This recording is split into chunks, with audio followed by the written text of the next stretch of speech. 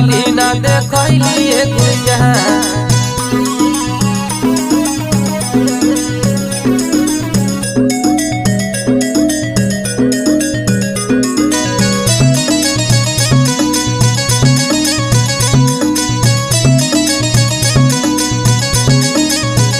तोहर जीवर ही ऐसन गोर